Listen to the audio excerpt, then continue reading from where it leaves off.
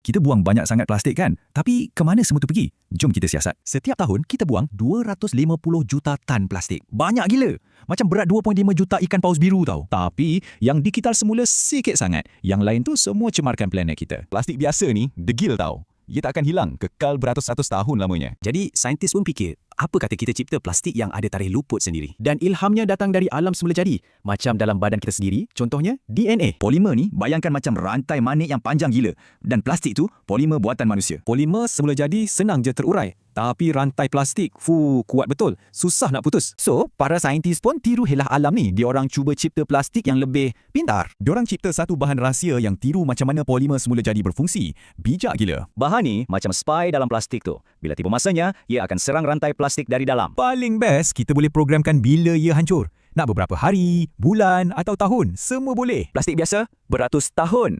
Plastik pintar, boleh hancur ikut jadual. Memang beza. Okey, tapi lepas hancur jadi serpihan kecil, serpihan tu selamat ke tak untuk alam sekitar? Jangan risau, ada dua pilihan best. Sama ada kita kitar semula jadi plastik baru atau ia larut sendiri dengan selamat.